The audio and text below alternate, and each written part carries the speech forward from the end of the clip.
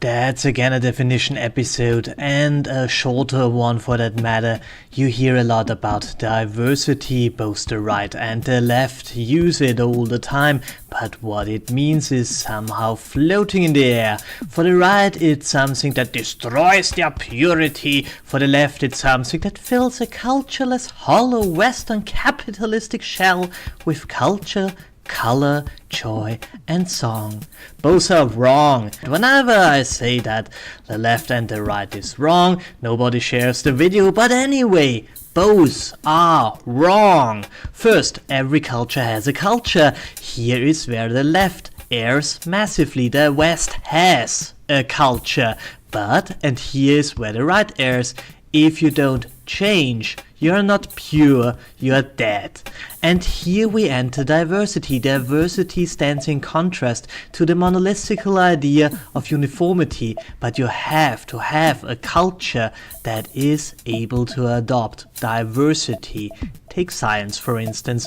We don't had to bring people from around the world to change our views on certain things. One guy has an idea, formulates a hypothesis, formulates a theory, others try to falsify it, and if they fail, well, the system adopts dissertation for dissertation and funeral for funeral. Slowly but surely this new idea, the system is open for change. Therefore, it changes if the change promises benefits. This is what we do in the West. This is what makes us unique. And again, we did not have to invite a mass immigration from people who believed in quantum mechanics. We had to have a handful of people who had a different view, a diverse view if I dare to say, and persuaded 99.99999% of us, because they were provable right, or at least not wrong.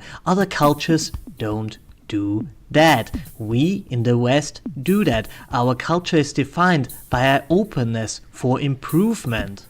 But we have quite high requirements for checking that, and we don't adopt it overnight. And this is the reason the West was able to dominate the world. The thing is, if you throw into the system a large proportion of non-Westerners, people who have a different culture, and in America that's South Americans, in Europe it's Middle Easterns, you don't give the system a chance to absorb or dismiss this new culture. And again, the dismissal is also part of the system, but very, very rarely things that are indeed beneficial get dismissed. We were very open for the idea of communism in Europe. We tested it, and now that we saw that it failed, we are skeptical of it.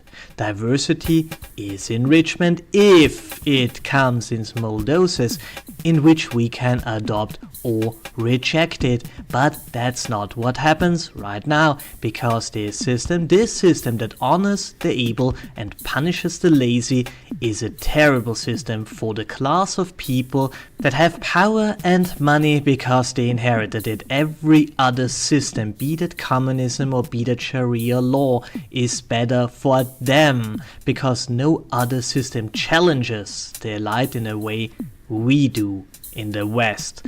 It's a battle against the only culture that embraces diversity, loves change. That's the reason these people use these tactics, use these slogans, use these very words. And that's sad, because either way, if the hard left or the hard right wins, and not the center, it looks pretty grim dark for the real Western culture. The culture that adopts, the culture that learns, the culture that brought prosperity to farmers and workers and craftsmen, and delight in a way no other culture ever could.